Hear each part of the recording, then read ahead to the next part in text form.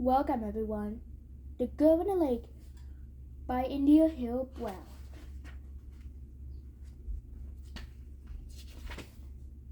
For my cousins, especially the ones who have graduated from the table. Chapter 1. Every time Grandma Judy or Grandpa Jim called, whether it was a wish to us happy birthday or Merry Christmas or just to talk with Mama, they'd always make us promise to come visit the lake house next summer. Next summer is finally here. Just a couple of weeks after I failed my last swimming lesson. I don't think that's a coincidence. Either Grandma Judy and Grandpa Jim are huge on anyone in our family loving the water and learning how to swim. So of course, when I failed my swimming lesson and I decided I won't be swimming again, this summer we actually visited the lake house. You can't fail a swimming lesson class. My dad tells me after I failed it, but as a dad, he's supposed to say that. My brother Owen learned very fast and he's 10 and I'm 12, but at the end of my last lesson, I still didn't know how to swim, which seems like failing to me. I told my dad afterwards that I don't want to swim anymore, but I should have known better than to say that. You know how important swimming is our family, Mama said. Her dad, Grandpa Jim, was a lifeguard. Mama says she's been swimming for so long. She doesn't even remember learning. Dad was afraid of swimming until he after married Mama. When she convinced him to finally learn, so I thought he understand how hard it was. But instead, he says, if I can learn, you can learn. I think I get my swimming genes with Dad, because every time my instructor, Sticky Breath Jared, told me to jump in his arms, I'd freestyle. Eventually, he got annoyed. I don't like Jared with the stinky breath. He sighed way too many times. When I was brave enough to jump into his arms in the swimming pool, like I was taking too long, but I didn't get it. For the next 40 minutes, he didn't have anywhere else to be. Why was he watching me? He pronounced my name wrong too. He would always say it like Scholastic until I worked up the nerve to correct him. It's Celeste, my family told him, staring at my reflection in the rippling blue water. Just come on, he said. I could not tell he was getting annoyed. You can do it, that's not hard. I didn't have the guts to tell him that it was that hard for me. I wanted to tell him that my name wasn't that hard to pronounce either. But he kept messing that up, and I never jumped in a body of water before. I wanted to tell him that since he seemed so annoyed with me, I didn't trust him to catch me if I messed up. So I didn't say anything. Just forget it, I thought to myself. I wouldn't move an inch closer to the water. I just stood there, smelling the chlorine. One time I heard someone giggle, and it was a toddler. She had a swimsuit that was made to look like a strawberry. She was laughing at me. Then she jumped into her own daddy's arms in the pool without a care in the world. After that last lesson, I suggested that my daddy teach me how to swim instead.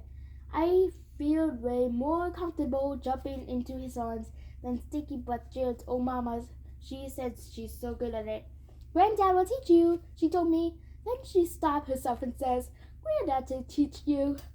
After she said this, she asked Owen and me how he did feel about spending the week of our grandparents and cousins. And that let me know that is the whole reason we're going to be in the lake house this summer. Now in the car with my mom and dad and my Owen and our way there. It used to be a place where my mom and her brothers and sisters would play and swim all summer long with our grandparents. Then when my grandparents stopped working, they moved to the full-time. I love our grandparents, but since we moved a little farther away, we don't see as much. Our cousins will be there too. They are from different states, and I haven't seen them in a couple of years. I just remember Capri being bossy and Daisy being quiet. Owen must realize we're getting closer because he finally stops telling us every single fact he knows about trees, lakes, and hiking trails, and just stares out of the window. My grandma and granddad always going to make me swim. Then they were probably going to make Olin hike too. My brainiac brother is usually totally logical. But for some reason, hiking is the only thing that he's really afraid of. Our car passes up and down a dirt road, the trees closing in on either side of us. I never knew a road could be so bumpy.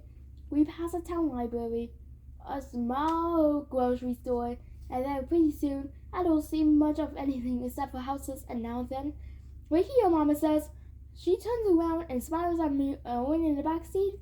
I try to return her smile, Mama, and always talks about how she and her brothers and sisters, my aunts and uncles, loved to come here and swim when they were younger. I guess she thinks it's going to be the same with me and my cousins. We pull up a big white house with black shutters. I can see the lake peeking out from the behind the house, sparkling in the sun. It's a beautiful setting, but seeing the water makes my stomach hurt. There's a window at the very top of the house. I guess it's the attic. As I'm looking, I see something shine from the attic window, like a shadow with a very bright outline. What is that, I wonder? I probably just the sunlight glinting out of a glass. "This Granddad and Granddad," Mom explains happily, "and there are your cousins." She points to the group of people clustered near the door. "They can't wait to see you. And look at my brothers and sisters. Let's go say hello." We stepped out of the car and stretched the Agnes out of their limbs. Even with the cool breeze coming for the lake, it's definitely hotter here than it's back home. Mama can't hide her grin as she Daddy walk over to my aunts and uncles. I see my Uncle Howard getting bags out of the car parked right out front of ours. So I guess my cousin Capri's getting here too. My eyes light on Capri. Her legs are twice as long as they were the last time I saw her, and the muscles in her calves are twice as big. I know her 60th birthday is coming up this fall. She'll probably be taller than Uncle Howard next year. She does not look like someone who can't wait to see me. She walks behind Uncle Howard's car in some slouchy jean shorts that are just the right color blue, having the right amount of rips, aren't too tight, too loose, or too long. Her braids hang down her back, and she's wearing gold hoop earrings. The really big ones that Mama won't let me wear that. She's busy doing something on her phone, and then I see her suck her teeth, probably when she realizes there's no cell phone service out there. I already realized that in the car. Then there's my cousin Daisy. She's standing beside my Aunt Marlene and Uncle Steve wearing a white sundress with a big red polka dots on it. She's an old-timey look, like she's just stepped out of a black and white film. She has always, especially in her baby pictures, when she stared into the camera with her big round eyes. She has lovely bouncy curls and perfect posture and looks straight ahead as she walks, not down, almost like she's floating through the air. I could bet money no one ever told her to sit up straight. She's kind of old-fashioned. She likes record players and stuff. Sometimes my dad would joke and say, "She seems like she'd been here before," whatever that means. Owen and I walk over to them. Daisy looks up, her hair blowing in the wind. "Hello," she says. She's 11, a year younger than me. She sounds so formal, like we're all cousins used to play together a lot when we're little. But maybe that's just her personality. "Hi, Owen," and I say in unison. She stares at us, taking us in. Her eyes feel like they're looking straight to me, like she can't tell what I'm feeling. Owen and Celeste have grown 4 over since I see them. Uncle Howard's voice blooms over ours and he laughs. He looks and sounds just like Granddad, haven't they? I look at Capri's long legs. They will definitely get that Howard height. That's for sure, Mama says, laughing as she hugs her brother. "I heard you learn how to swim, Mullen." Howard slaps Owen on the back as sign of a congratulations. Owen smiles a little, glancing at me before he says yeah.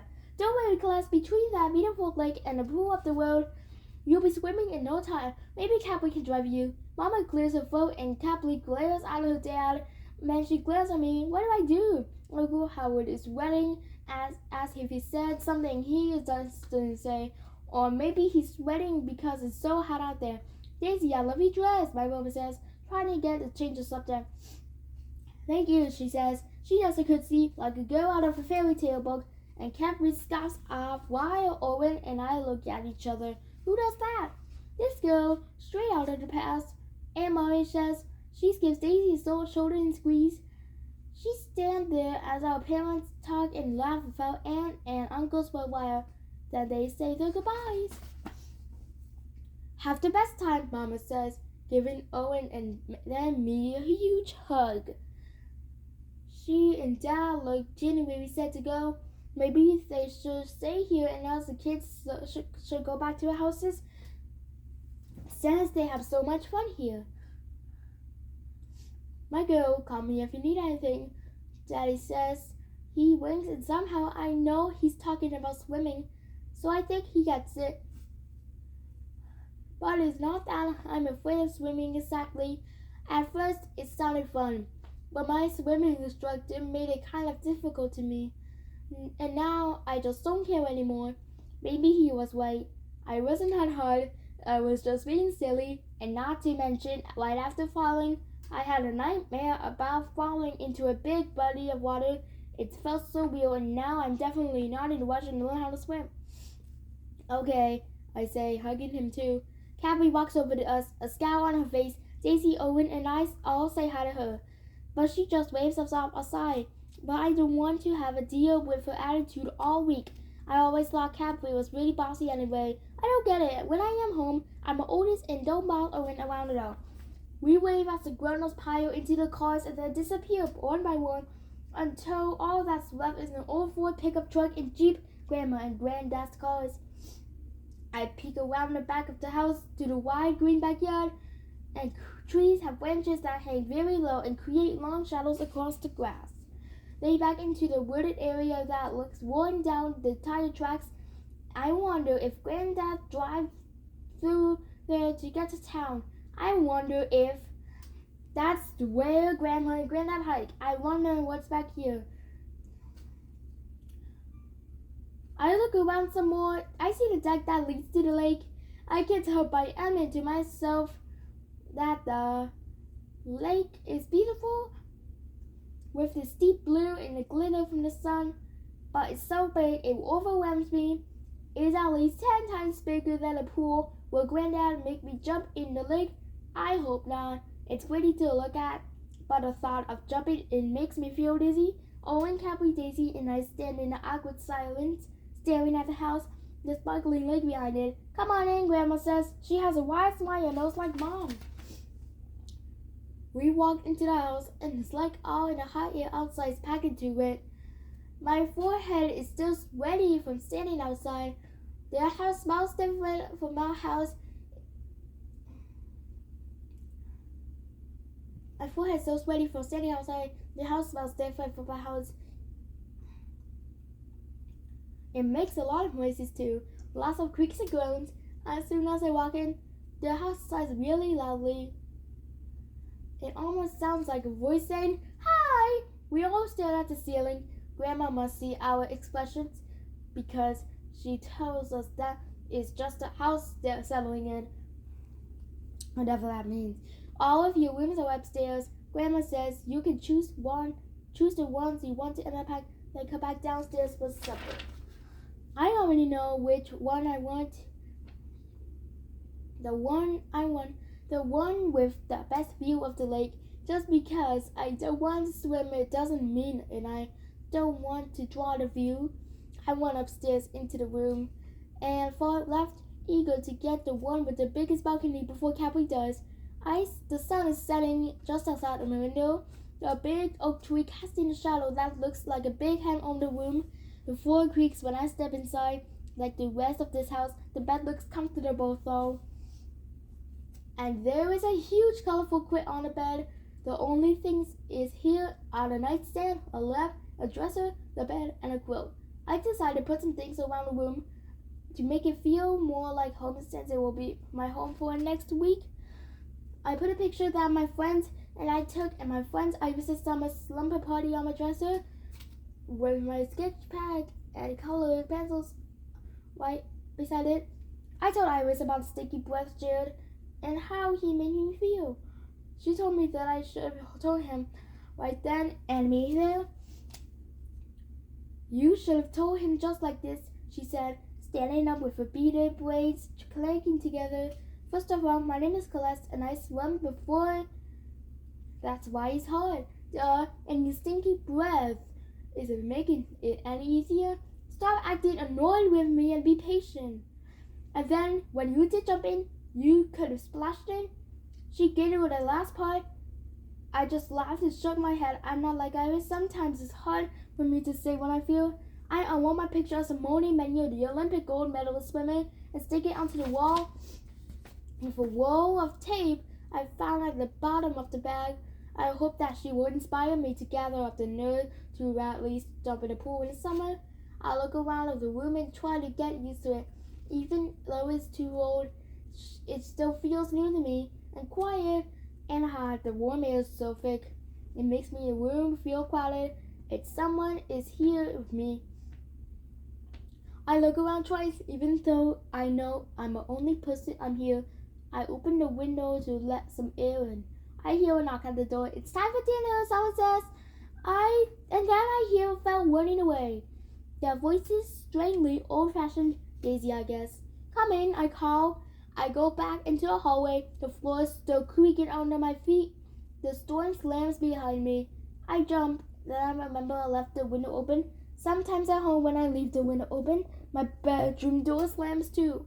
I hear a low giggling behind one of the doors and stop for a second to listen. It's probably Daisy again. Or maybe Capri got her phone to work. I shake my head, keep stopping and looking around at a land of things. I just need to let myself get used to this house and new to my bedroom. I walk downstairs. When I reach the door to the kitchen, I see anyone in the house is already sitting at the dinner table settled in. That's weird, I think. Then, who's upstairs laughing? I guess it's just more creaking noises from this old lake house. Oh, Celeste, that's funny. I thought you were already down here. Grandma throws her brows together, looking around at the dinner table as if she sees me standing there. Me too, says Daisy. She looks at the same empty seat that Grandma looks at. I was upstairs starting to unpack. I said, sitting in the chair between Daisy and Owen. I look at Daisy. I thought, but I don't finish because Grandma is placing the last dish on the table. Grandma looks around us and smiles. Who's hungry? I made a big dinner and a pitcher of fresh lemonade for us to enjoy. My stomach growls in response. I hold Daisy and Owen's hands as Grandma leads grace. After we say amen, I help myself to the dinner spread around the table and try to decide what to start with. I pick up and eat a sweet one bite into it. Capri, I hear a congratulations on an order. Grandma says, a twinkle in his eye. Capri looks up. Her frown replaced by surprise. Her father told you're the new track team captain. Thanks, she smiles, but then frowns again, like she just remembers something. She goes back to eating her food. Yeah, eat up and sleep good thought. Tonight, Grandma Sangata says, looking around the table at us. He is super tall with a big blooming voice and a gray beard. I haven't seen that smile in a little while, but I've missed it. There's so much fun for us to do this week. Like what? Capri grumbles. Her phone is lying because her on the table, untouched. I guess she gave up on trying to get cell service. There's no Wi-Fi either. Why? All types of things. Granddad opened his arms with a voice getting loud as across the table. For starters, we have a lake, good for boating and swimming. He looks at me and winks. I smile back and put my head down, a little embarrassed. I know I'm the only person at the table who can't swim. I just know that Mama sets the trips up so far I can learn. Olin clears her throat. A boy at school told me that he never believed black people have their own lake houses, and he didn't believe when I said you have one. He still thought I was making it up. I can't wait to show him photos of this place when I get back home. I take another bite of a corn on the cob, trying to get to stay silent, but he crunch is too loud. I glare at Owen, trying to get him someone to stop talking about swimming and water. But once he gets started, he can't be stopped. He's still babbling. He said it doesn't make sense for us to have their own lake houses because most black people can swim, and that's when he looks up at me and gives an apologetic smile. Too late now, Owen. I continue eating my corn on the cob. Granddad takes a bite of chicken and wipes his mouth up his packet. He looks straight at Owen. You tell that fellow to learn his history. There's a reason a lot of black people don't know how to swim. He was a public time when black people were even allowed in public pools. Do you honor famous actress Dorothy Dandridge? Owen shakes his head. Cabby shrugs with a frown, and Daisy gasps, "Oh, I love her," she says. "She's so quiet, I almost forgotten she's here." She was a legendary entertainer, and legend has in that entire book was written at the Las Vegas hotel that she was supposed to perform at. Because she stuck her toe in it. Can you imagine? So black people can swim because they wouldn't let Dorothy Dandridge stick in her foot in the pool at a hotel? Capri asks. Still frowning, I stare at her. I wonder what her problem is. She asks tough, but I can tell she really wants to know. It's more than that, Grandma says. Once Dr. King was arrested for integrating restaurant at the motel, peaceful protesters decided to wade into the motel pool to support him. Do you know that the pool owner poured acid in the pool while the protesters were inside it? Shakes his head. Owen eyes are wide. I know he can't wait to tell his friends this later. When my sister and I were younger, so many pools had whites-only signs on them. Grandma continues, how could we possibly learn to swim if we tried it all? We had to swim in rivers, and that could be dangerous. Years of not being allowed in pools, of having the police being called for slimly being in a pool. We rarely had an opportunity to learn, so we weren't able to pass that knowledge on the simple joy of having fun in the water on the weekends. To our kids, all we could pass was the fear on the water or getting in trouble from something. We just wanted to enjoy. So your classmate was right in a way that many black people can swim. But it's important that you know why and that we work to change that. After Ellie, she stops, looks at Granddad, and sticks her fork into her macaroni and cheese. The sudden pause makes all of us looking up, including Capri. Ellie Capri asks, Celestine, your great Aunt Ellie. My grandma says, oh, I say, that's who I named after. My full name is Celeste Ann Cooper. I love my name because it's fun to draw lots of swirls around the C's and the E's. My great aunt was named Celeste Johnson. I know that everyone called her Ellie for short, but I don't have a nickname. I'm just Celeste. I'm reminded again of the swimming instructor always getting my name wrong, then asking me to jump in a pool. How could I trust someone to catch me when they couldn't even pronounce my name right? What about Grandma and Ellie? Owen asks. Nothing, baby. Grandma shakes her head. I know she died when Grandma was younger. I guess it still hurts for her to talk about her. Your grandmother wanted to make it her duty to get her entire family swimming. Granddad continues, that's how we meet. You know, I was a lifeguard in a local community pool and she came to learn. Loved the first swim. They exchanged a smile. I'm still eating all this good food, but I can't help but feel a little guilty. All Grandma never wanted to is for her grandchildren to learn how to swim. And here I am, failing at swimming lessons. You look just like her. You know that? Grandma says. I look at me, she's staring right at me. Me? Glance at Owen and he shrugs. Grandma is still staring at me and I don't know what to say. I never even seen a picture of Great Aunt Ellie before, so I don't know if Willie looked like her. People say I look like Owen, but we only have the same eyes, not hazel brown eyes. Otherwise, I don't see it. It's like Grandma reads my mind because she asked me if I'd like to see a picture of her. I'll bring out the photo album after dinner, Grandma says. She wipes her mouth with a napkin and smiles. She's the reason your grandfather built his place to me. As the conversation moves on, I finish my food. I'm stuffed and ready for the first night in my new bed. Grandma puts a sweet potato pie on the table for dessert, but I don't know if I can eat a bite more.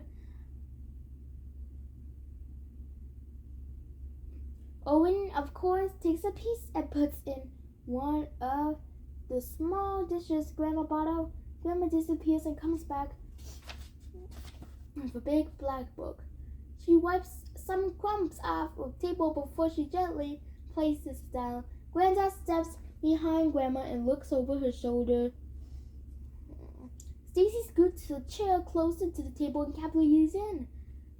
We flip through some pictures I've seen copies of before, of my mom and aunts and uncles running around up the fire hydrants, playing in the pool, diving off the diving board, fishing and smiling at canoes. Grandma smiles very big, looks at me, and hands me the photo album. And she is my big sister Celestine. She says I have a look. I look really to say something about polite about how pretty she is or how nice she probably was. But when I see the picture I scream, my heart beats fast, and I hear Owen yell, Daisy squeal, and even Capri's gasp. I'm looking at the picture for myself. Thanks for watching.